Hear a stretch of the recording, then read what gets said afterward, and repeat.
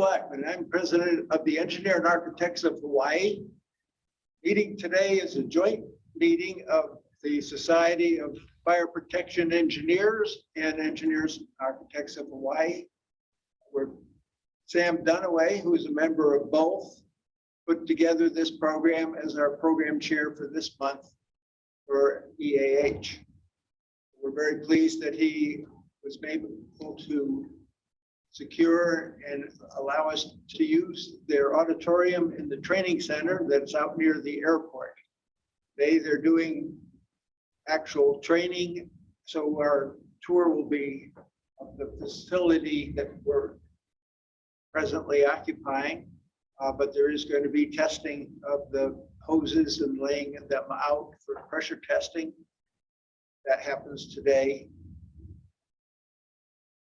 The program for today is about a fire that utilized the capacity of almost or every of the fire departments on the island to bring it under control. So it's an excellent discussion of that event back in 1980.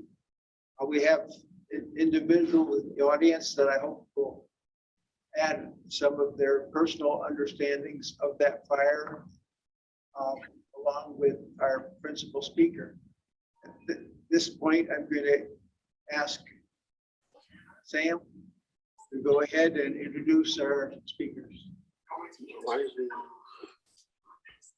Good morning. I'm Sam Dunaway. I'm with the Hawaii chapter of the Society of Fire Protection Engineers. And we're very happy to be having this joint presentation along with the Engineers and Architects of Hawaii today. And of course, I'd also like to thank the folks in the Honolulu Fire Department for giving us excellent training facility. Appreciate that. Back in 1980, I had just come to Hawaii. Been here about 8 months, and I was working at AFFF Pacific. We had a building up in Lama. We happened to look out the window and we saw a big black column of smoke. We initially thought that the Hickam folks were doing some aircraft firefighting training, but later found out on the radio that it was Chevron Tank Farm. Our presenter, he's going to give you his walls, which are quite extensive. And Paul Fox. Thank you, Sam. Everybody on Zoom, thank you. Okay, from all over the world, appreciate your attendance. Okay, so we're going to be talking about the Chevron Marine Terminal Tank Farm Fire, August 15th, 1980. Now, I want to thank the Engineers and Architects of Hawaii and the Society of Fire Protection Engineers for sponsoring this, for helping me put this whole program together. And of course, the Honolulu Fire Department for the use of their excellent facilities. I know there's no I in team, but for this presentation today, I'm going to have to apologize for my overuse of I. This presentation is about what I did, I saw, and what I know happened at this fire. I was there, I was involved. This is a first-hand report of the fire. So you want to yell at anybody about any comments, yell it at me. Okay, and who am I? Well, I'm married to a wonderful Thai English teacher. This is part of the crew that I worked with in Bangkok. And I was the assistant chief of training for Champawak Fire Department in Chiang Mai, Thailand, combination department. I am also the co-founder of the ARF Working Group, which is today the world's largest aviation fire protection organization. At the time of the fire, I was the official fire photographer for the Honolulu Fire Department, and I was the training liaison officer for the Hickam Air Force Base Fire Department, and was instrumental in developing the tank farm firefighting procedures that we used. The fire. was a lot that was going on at this fire. The good, the bad, and the downright ugly. We're all going to go into it today. So, but this was the second fire. This is actual video from the first fire. 2 years earlier, the same facility had a fire. This ended up being a pressure fire, pressure-fed fire inside the dike area. Did not involve any tanks. Ended up killing one person, the welder who was cutting into the pipe that ended up having fuel shooting into his face and ignited. He lived for, I think, 2 weeks with 80% burns. But the second fire ended up being the largest civil lawsuit in Hawaii's history for the wrongful death of the two firefighters that were killed over in the Shell facility next door. It was the Shell fire protection leader, I called him fire chief, and his assistant. It ended up being the largest civil settlement in Hawaii history once Chevron lost their case. As I said, this was back in 1980. Fire departments had progressed enormously over the decades since then. And the Honolulu Fire Department is no different. Okay? They have evolved into one of the, what I would call one of the best fire departments in the world. A truly first-class, certified, internationally respected fire department. You know, all fire departments evolve. You know, back in the day, how much water you got on the fire depended on how many men you could put on the brakes of a hand pumper to hand pump the water out. Okay? The Mechanics Engine Company #1 from the 1940s, 1850. Oh, I'm sorry. Okay. Today, Honolulu is protected in their industrial areas by 2,000 GPM pumpers. Back then, you paid $2 and you were a firefighter. Today, 8.5 months of training to become a firefighter, to become a Honolulu firefighter. And even after that, it's a whole year as a probational firefighter. Today, we're going to be talking about 2 primary types of storage tanks. In the center of the picture there is tank 48, which was the main tank burning at this fire. It was an open top floater roof tank. In the lower left-hand corner is a cone roof tank of diesel, was the second tank to be involved. And in the lower right corner is the open top floater, is another open top floater that was the third tank involved, and it had just a seal fire in it. Tanks basically are nothing more than tin can made out of steel with a lid, a roof on top of it. The difference is that roof has a weak roof to wall weld around it. So it's designed that in case there's an internal ignition, the roof is to blow off rather than the entire tank blowing up. But here's the important thing to remember. If the tank is 30 feet or less in diameter, it becomes a crapshoot, whether or not the top of the tank is going to blow off or the bottom of the tank is going to blow out.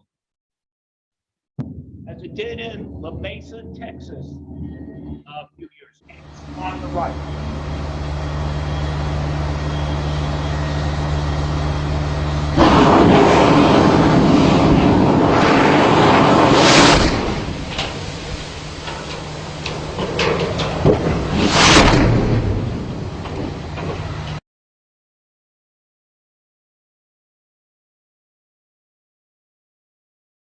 This could happen.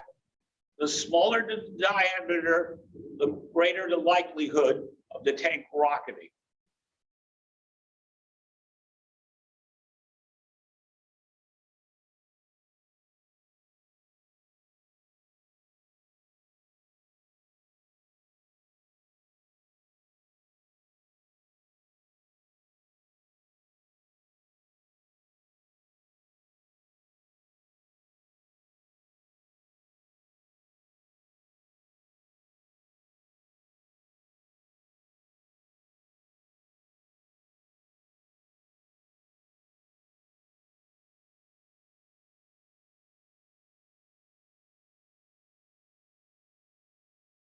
That's the way it's supposed to go.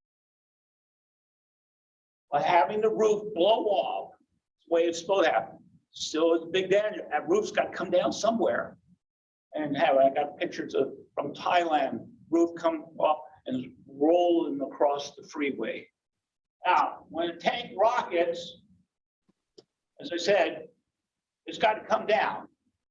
Now, you could be unlucky enough, as happened in England a couple of decades ago, and it come down on top of your aerial. Open top floating lid roofs, open top floaters, okay, is basically, again, back to your tin can, steel can, but now the roof is designed to float on top of the product and go up and down with the level of the product inside the tank. This way, it minimizes the vapor-air mixture, which is the problem. The only vapor-air mixture you get is around the circumference of the tank, around the seal area of the tank. Seal fires are, I won't say common, but they're not uncommon, okay? And if properly handled, they're not a big thing. You can take a line up the stand of the walkway platform, there, take a hose line out onto the roof, walk around, and put the seal fire out. I've seen this done with a couple large industrial size and dry chemical extinguishers on a small seal fire. The Chevron fire, tank 48 in the middle there, was a 50-foot diameter open top floater of unleaded gasoline. And shortly before 10:30 in the morning, it was being filled by a pipeline from Campbell Industrial Park, from the refinery out there, and the tank was overfilled. Approximately 8,000 gallons of fuel ended up being spilled within the dike area. Tank 35 was the cone roof tank that I mentioned about the diesel. It was only about a quarter full. We'll talk about that in a moment. And then tank 28 was the other open top floater, and we'll talk about that a little later. I want you to note at this point, though, the distance between tank 48 and tank 49 at the bottom of the picture is only 12.5 feet away. Remember that number, and we'll talk about that heroic effort later. All the blue tanks in the front were small diameter tanks that after the fire were removed. When I first arrived, I arrived with Raleigh Cross, the safety director for PRI Reconnaissance with me. I was in a meeting with him discussing the future of fire protection for the industry. Fuel was still being filled, the tank was still being filled. You can see fuel rolling down the side of the tank. Merchant companies using water screens that attempted to keep the tanks cool. The radiant heat from this was unbelievable. All companies on the funnel fire ground suffered various degrees of fire damage. First arrived the crash truck. It immediately attacked the fire in the front. All the foam he ended up putting down there was eventually destroyed by the water stream from ladder, from engine 31 there, and the other companies using water in the air. Ladder 31, far up the right-hand corner, the hose broke through before the ladder pipe could get into operation. Water being applied on the bones. And the reason for that was engine 31 at this point has been abandoned. They can't get to it. The guys are all, some of them are actually underneath ladder 31, trying to get away from the heat. Some of them were able to get in under the cover of the cooling stream by cooling streams and crash trucks. Over in the shell facility, there were two tankers, a HFD firefighter who knew heavy equipment, was able to get in under the cover of water screen and drive the 2 tankers out to safety. That's the shell facility, that blown up portion there, that's the electrical room where the fire started.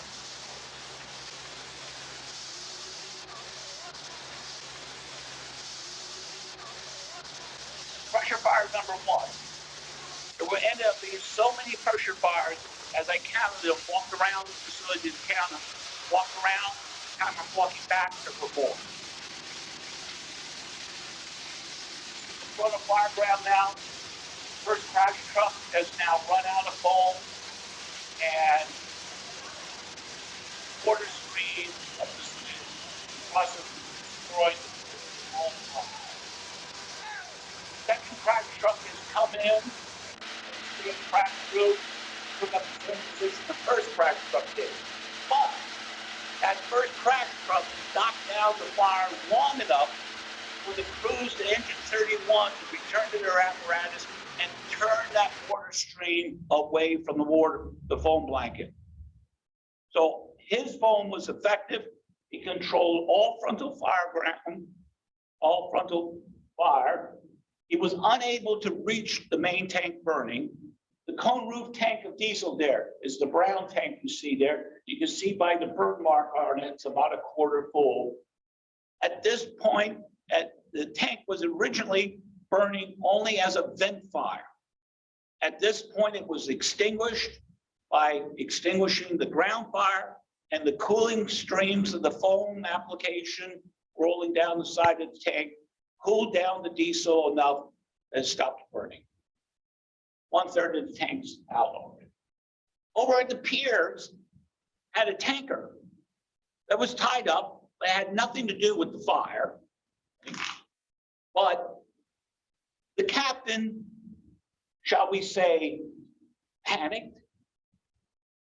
He axed his mooring lines toward the gangway away from the dock, activated his foam systems and foamed down his deck. Have you ever seen a tanker do a wheelie? Took off for open water. Fortunately, tugs within the area saw what was going on. They came to the rescue and guided him out to open water. Over here on the right is HFD fireboat coming in for the attack. Meanwhile, big crack truck has run out of foam, and P-15, the big boy from Hickman. So initially, you'll see the crew chief, which is the front turret operator, he's waving at everybody. What he's trying to do is get everybody out of the way. Has no brakes. Responding from Hickman, all that distance at high speed, the brakes had overheated. So what he was doing was aiming for the dyke wall, figuring on dyke walls on the stop. Fortunately, the brakes held enough, they was able to stop.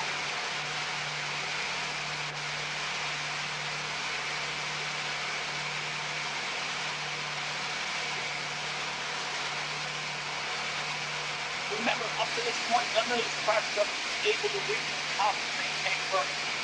Initially, he was overshooting the main tank. Now, here's the problem with crash trucks. The turret operator, all he sees is this blinding snowstorm of foam in front of him. He has no idea where he's putting his agent. On crashes, they're taught, you see the fire, you put your foam over in that direction, you shut down, see what you're doing, start up again, fire's over there, go over there. In tank farm firefighting, once you start your attack, you have to maintain your attack. You cannot stop. And he has no way of knowing where his foam's going. At a tank farm fire, every major foam stream has to have a spotter. Somebody standing off to the side that has a good view of what's going on and direct the turret operator up a little, over a little, so he's hitting right onto the fire. The problem here was, initially, we had a fire chief doing this. Well, that's Chief Cox Hickam there. He needs to be over, not over here going up a little, down a little, over a little. But here's the problem with good, dedicated firefighters. No dedicated firefighter wanted to go home that day and tell the family, when the family asked him, Daddy, what did you do at the big fire today? He said, oh, I stood there all day going up a little, down a little, over a little. So once we put a firefighter there and he directed to the turret operator hitting the tank, he would split to go do something more important. We couldn't get a firefighter to stay there. I wish I had a nail gun that, but dedicated firefighters, they want to grab a hose and push into that, fight the monster. So the turret operator was twitch a little bit, the wind shift a little bit, and you'd be back to missing the tank. Over on the 900 side, Bobby Davis made the best flammable liquid firefighting team in AFFF at the time. Really knew what we were doing. They have the only air aspirating foam nozzle in the department at the time. And they have a good foam blanket going on pressure fire number 2. It's extremely dangerous pressure fire because of all the intentionality that it's doing. Now, they know they're not trying to put the fire out. They're trying to maintain the foam blanket to prevent it from spreading and to keep the other pipes cool.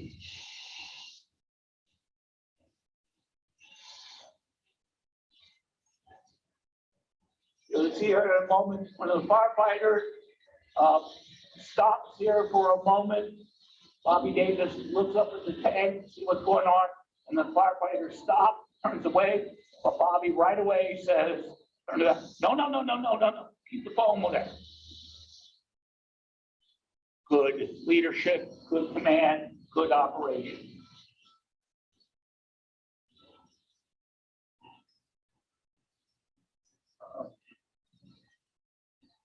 Next crash truck arriving on the scene was another P2. He's coming down to the rear of the dike area where we discovered a fire at the foam water separator. We thought it was a ground fire. Once we laid some foam back down there, discovered it was a pressure fire number 3. And stopped the foam application. Foam cannot extinguish a 3-dimensional pressure fire. You need dry chemical, a clean agent, or the proper thing, turn it off. Find the valve and turn it off. These guys were doing a real good job. And having the only air aspirated nozzle, Bobby, what he was doing was all the companies that showed up with some old protein foam, he took it away from them because he could use it there. He wasn't trying to extinguish fire. He was trying to maintain a foam blanket, and the protein foam was good for that. And he stopped other companies from using stuff that they didn't have the equipment to use properly. Okay. Pressure fires are extremely dangerous. You have to get control of your pressure fire, your ground fire. Tank fires aren't the problem. They are easy to handle. You've got to control your ground fires first, okay? Especially any 3-dimensional pressure-fed fires. Pressure fire 1 was extremely a bad one because it was impinging on all these air pipes. The first attack on pressure fire 2 was with a dry chemical line off of the refinery fire truck, which Raleigh Frost, who I brought to the fire with me, called in from his refinery. Right around the side, it had 500 pounds, 1,000 pounds of dry chemical on it. When it went to use it, the dry chemical was so badly caked within the tank. When activated, the nitrogen propellant just tunneled through the dry chemical And the only thing that came out at the end of the line was a little bit of was nitrogen and a little bit of dust. So the nozzle man tried to stick the nozzle straight into it, and it didn't work.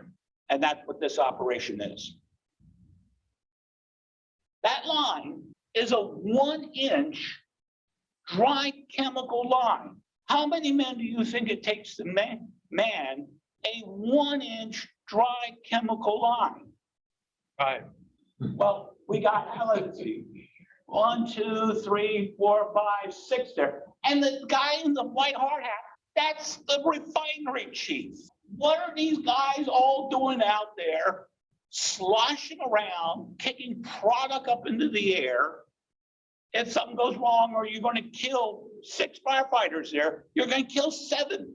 You're going to kill the stupid freaking idiot of a fire photographer standing out there taking these pictures. It's you. Chief Cox closed the door and he yelled at me for a good 15 minutes about how I should have known better. And he was right. On my way out the door, he says, "Hey, Fox, by the way, good job." I got to listen to my own teaching sometimes. The dry chemical line didn't work because it was just nitrogen coming out of it. The next attack on pressure fire number 2, we don't have any video on it because it was a halon attack. And at the time, Chief Cox decided to use a halon line on this, and there was nobody in the area that knew how to handle halon other than me. So the chief said, "Take the line in, put this out," which I did. Again, you know, we're here to learn. I had briefed the one crew that had a water line. I said, "Look, guys, anything goes wrong, you got to cut me a rescue path to get out of here. You're my backup. Great. You got water, you know that. Don't break the phone line." So I'm in there attacking the fire. Let's just say an officer came by, saw what was going on, and said, whoa, wait a minute. Hey, you guys, you got to protect them. Turn your stream on. Turn your stream on. And they said, but Chief, you got to turn your stream on. They did. They broke the foam blanket. Fire flashed up me. I was able to push the fire back with the halon line and then extinguish the fire. I spent the next 15, 20 minutes over at the ambulance getting patched up from the burns. The big picture there is command and control. My chief shouldn't have ordered that operation without it being part of the command structure decision. B, I shouldn't have done it. My job was fire photographer. We have no documentation of this now. And command and control is the important. You've got to have command and control. Now, the proper way to extinguish a pressure fire is to turn it off. But we didn't know how to turn these off. When the facility blew up, because it started with the explosion, all the Chevron people abandoned the facility and took off for hell and high water. After gaining their wits about it, they started to try to come back. But police had now set up police lines. And when these civilians in the lowest shirts and whatnot came up to them and said, "Hey, I need to get back over there," they said, "Yeah, right. No, you're not." Till one police officer got hold of the command post and said, "Hey, we got these guys out here to say they're Chevron people. Do you need them back there?" And of course, "Yeah, sure, get them back here." And police escorted them down to the command post, and then they were helpful. Because at a tank farm, you never want firefighters turning valves. We don't know the facility as well as the people that work there. It's like any one of us showing up at a structure fire and going up to the engineer or an engine company and saying, "Hey, I can run this pump for you." Maybe that person has some knowledge, but you don't know. No firefighter should turn a valve unless directed by tank farm personnel. Here we have a firefighter who's got protective gear on, going into the dike area, turning the valve. The tank farm personnel standing in high ground, should be inside the dike, but more or less, directing the operation.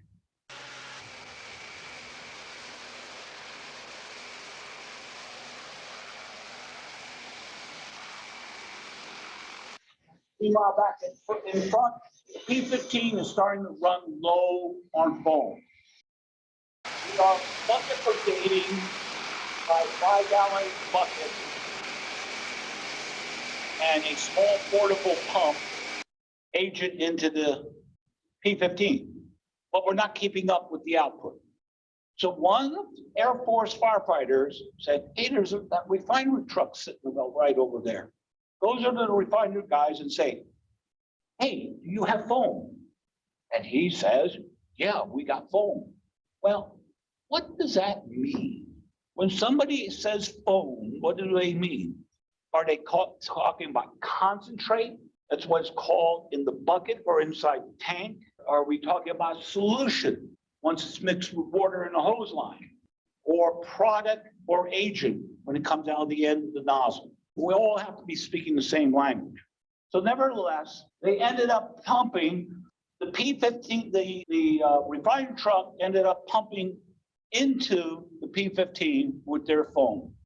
I came back around from the side, looked up, and by then they had stretched a hand line from the P-15 up to the front of the main tank burn and was getting good agent right into the seal area. And I look at it and go, why is it brown? AFFF is brown. And I traced the line back and discovered the crash truck, which was supposed to have fluoroprotein in it, and it ended up being regular protein foam in it, is pumping into the crash truck. You can apply different types of concentrate as solution next to each other onto a fire. You cannot mix different types of concentrates. They just destroy each other. So we ended up opening up the drains on the P-15, draining whatever foam was in the tank down the street, refilled it with AFFF, and went back into operation. Now this time, this is what the fire looked like. All the ground fire is basically under control. Still have some pressure fires burning, but it's under control. We basically have a seal fire burning, except for, and only discovered this after the fire and analyzing it and everything and talking to experts on the mainland. There's a little bit of fire in the middle there. What is that? There's no seal in the middle. The type of roof it was a double pontoon floating roof. We think fire has gotten inside the pontoons and our foam wasn't getting into that.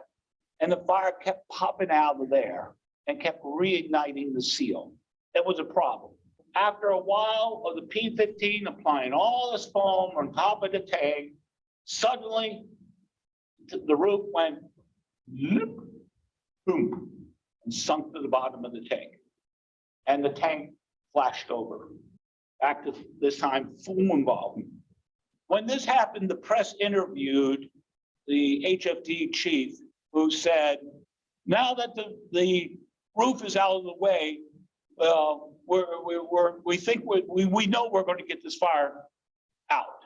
Chevron took that to mean, and the press took it to mean, that the Honolulu Fire Department deliberately sunk the roof. No, they didn't. They were trying to maintain the roof as much as they could to keep the fire as small as they could. It accidentally happened this way. But as long as it did happen this way, now it's just basically a standard training pit fire, and we knew that the P-15 could put it out. Chevron, in their documentary, took that little bit of misquoted information and ran with it, that it's not our fault. And I told you that one tank that was 12.5 feet away, the firefighters up here were told to abandon their position after the fire. They said, we heard no freaking order, wink. They said they could feel the tank moving underneath them. Give you one idea what fire department put men up there. The United States Marines. They heard about the fire from Kaneohe. They took their gear, threw it in the personal cars, and responded over. After the fire, they were passing out these little green business cards that you used to give the crash pilots. It says, you have been assisted by the best crashed true in the Marine Corps air system. They were good. And they had a good foam line going right into the tank. Our boat had 3-inch lines out, reduced down to 2.5-inch lines. And they were operating in the area you're about to see. Listen to the officer yelling.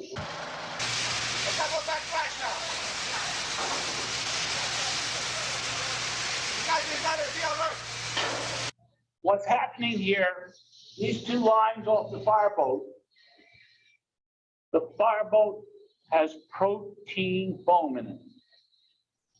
2 weeks before the fire, the lab report came back on the foam saying diluted, unsuitable for firefighting, used for training only. And then on top of that, they're using fog nozzles, non-air aspirating nozzles. Protein foam must be air aspirated.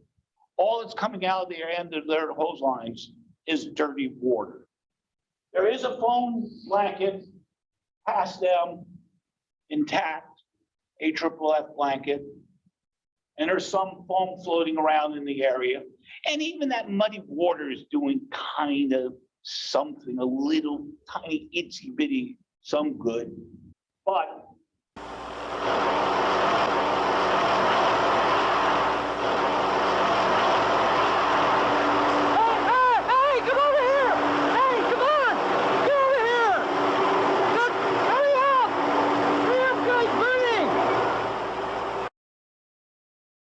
crew on the left there brings their nozzle down a little bit, disturbs the existing foam blanket, and flashes the fire. Fire starts flashing to the firefighters, bring their line down, trying to push the fire back. That just stirs it up more. It flashes more towards them, to the point they decide to abandon their position and make a run for it. Firefighter falls face first into burning gasoline. Hey, come on! Get over here! Hurry up! Burning! The rescue captain has run off to the left there into high ground in an existing foam blanket.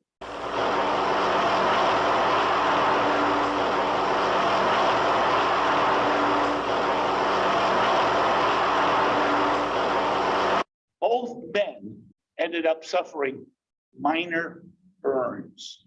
As the firefighter fell, he fell through the layer of burning gasoline into a water bottom. When he came back up, he was wet enough that the fire to shed it off of him. And it was really just a flash fire. It just lasted a couple seconds. The helmet of the man who fell and the rescue captain. Chevron documentary claims it was AFFF dripping off of the pipelines that caused the flashback. No, first off, it's not AFFF, it's unair aspirated protein foam, and it was the hose line on the left there that caused the flashback. Over in the Shell facility was this fantastic operation going on. The military crash trucks, for some unknown reason, their 1.5 and 2.5-inch outlets could not proportion foam. They were water-only outlets. But the state crash trucks outlets had foam. So here we have the state crash truck has been resurfaced with foam now, pumping into Snorkel 9, engine 1 pumping into the crash truck, supplying continuous water supply.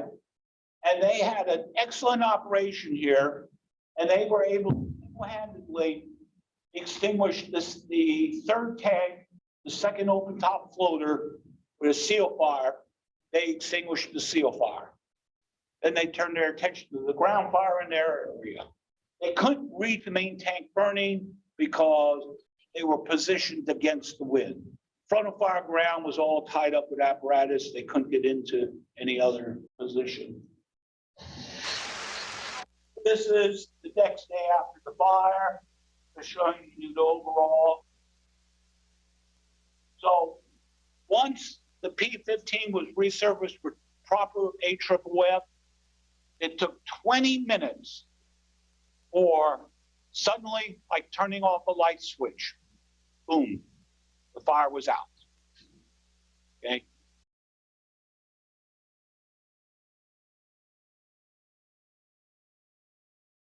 If you're doing it right, you got your numbers right, everything's correct, you suddenly will get knocked down. About 90–95% control. It's burning around the CO area, the hot metal sides a little bit, cool them down, and then the tank is out. I've been informed I made one mistake.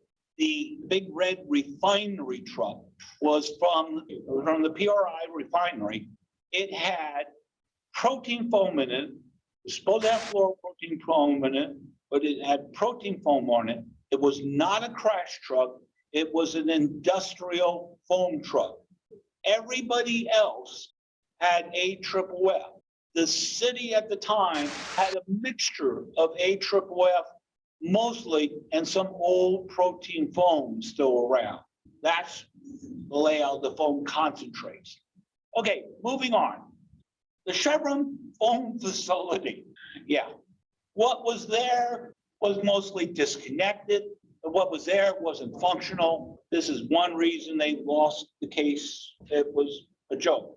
After the fire, they put in a whole new foam system. I should have included the video on it. It had a drill after the new system was put in, state of the art, foam chambers are in the tanks. And they had one tank out of service, pulling the roof down to the bottom so they could activate the foam system on it and see if it works. And they did. I was on top of the tank when they activated it. Nice foam coming out of the chamber, going down the side of the tank, hits the CO area, and goes straight across the roof down to the center drain and down the drain out to the ground. No foam dams. Nothing to keep the foam into the seal area. The engineers forgot to install foam dams. Brand new foam system that was totally useless. So engineers gotta know what you're doing. You're talking foam today, you gotta talk about the elephant in the room. The present AFFF that we are using is an excellent firefighting agent, superior to anything that we've ever had, but it's a chemical. Remember, foam is nothing more than chemically treated water designed to make the water float on top of a flammable liquid. So there's chemicals in there. One of the chemicals in there, one group of chemicals called PFAS, which turns out to be a chemical that doesn't dissolve, dissipate in the environment. It is turned up in water supplies. It's turned up in human bloodstreams. There's some reports that it is bad in the human bloodstream. There are other reports that say it's there, but it's not doing anything. But nevertheless, in today's environment with environmentalists, that anytime anybody puts a chemical out to the environment, that it ain't going to go away right away is up in arms. So across the country, across the world, there are banning AFFFs, which has non-fluorinated PFAS in them, which is all what the good stuff is. Presently, our state legislation has a bill in front of them to do just that. The problem is the new stuff, the replacement stuff that's presently on the market today as a replacement AFFF is crap. No better, excuse my French, but no better word to describe it. If you have to use it, it has to be air aspirated. You can't use fog nozzles. And it takes anywhere from 4 to 5 or more times as much to do the job. And it costs more to begin with. So it's not a replacement agent yet. It is ridiculous to pass laws banning what we got that works until a replacement agent is found. And you can't just say, okay, no more training with it. We can do that. There's other ways we can train. You can't use it for testing your equipment. There's other ways we can test the equipment. That's not a problem. But to say to just outright ban the manufacture and purchase of it is ridiculous to say it right now. Because what if you got a refinery that's got a stock of AFFF? Great, the government says you can have that, but that's it. Well, what if a big fire breaks out tomorrow and you use a good portion of that up? Well, what are you going to do? Are you going to replace it with stuff you know doesn't work? The rule needs to be that you're allowed to replace your existing stock until suitable replacement agent is developed. A suitable replacement agent.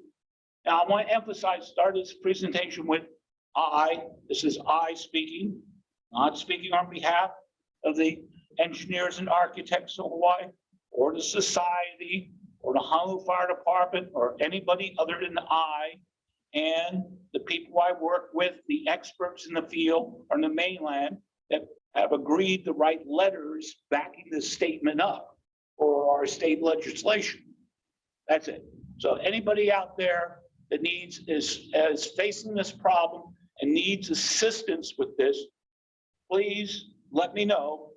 Now, I can put you in contact with bigger names than me that can help you with justifying why you need to keep the good stuff until a suitable replacement is found. When we're talking about foam, I alluded to this earlier, you've got to be sure you're talking about what you're talking about. When it's in the can or in the tank, it's called concentrate.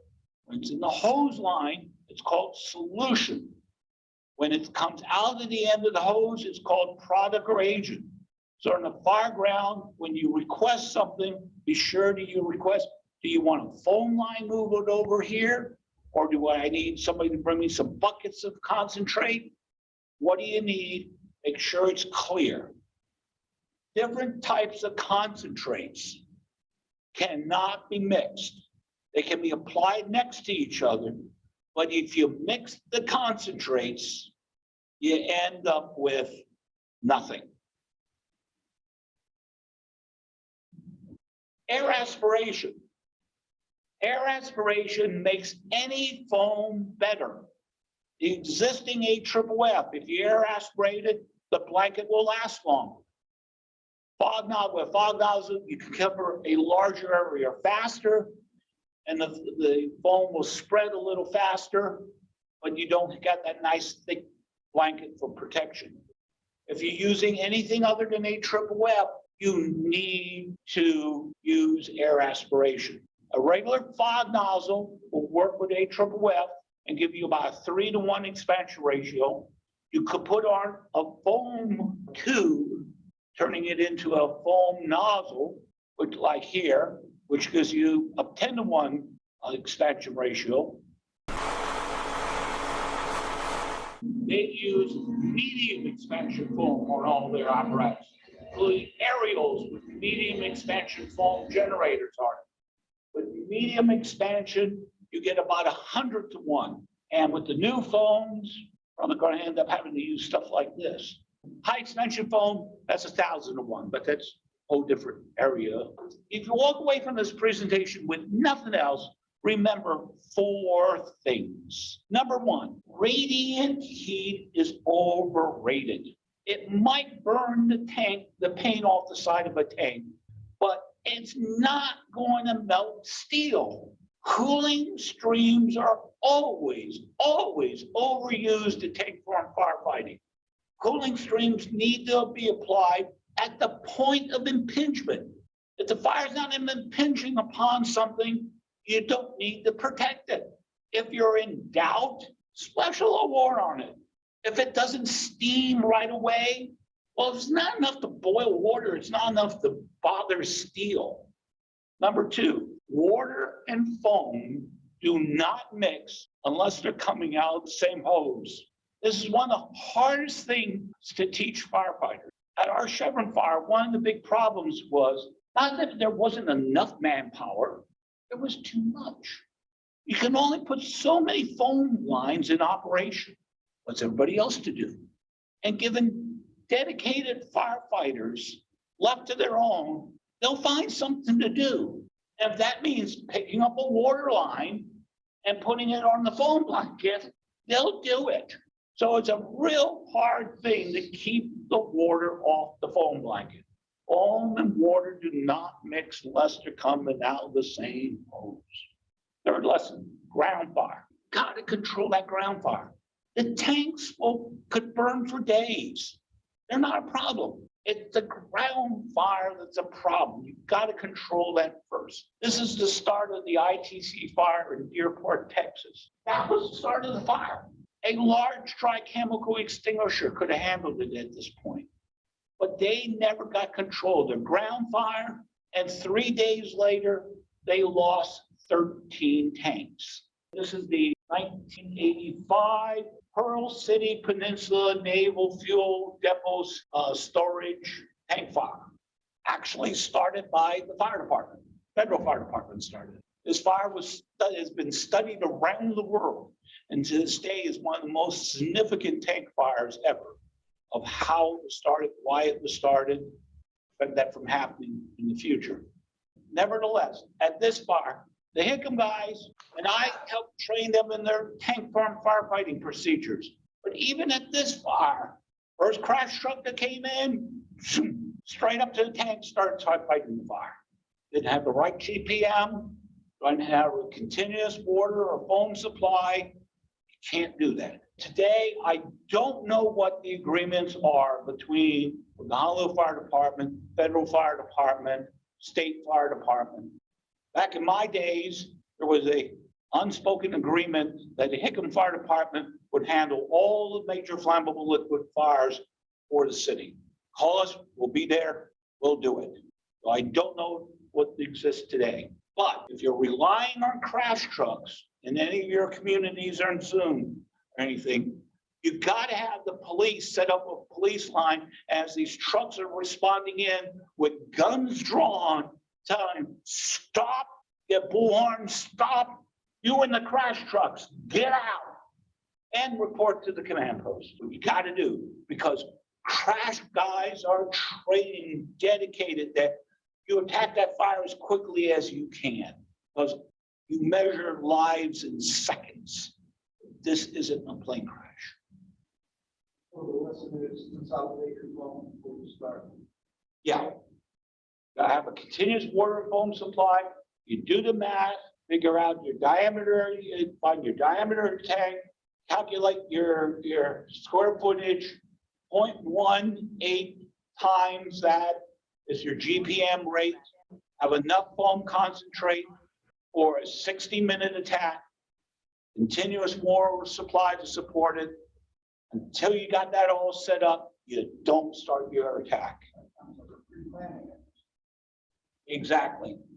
At the start of the Chevron fire, I was in a meeting with Raleigh Frost, and we were developing the Hawaii Emergency Petroleum Co-op, which was going to be a group of all the oil and flammable liquid producers and providers in Hawaii getting together and developing a common pre-plan, common procedures, automatic foam response from the Hickam and State Fire Departments.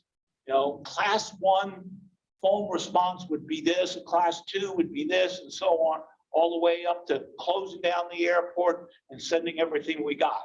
So that was a meeting. Unfortunately, lawyers got involved, shot the whole program down, and never got developed.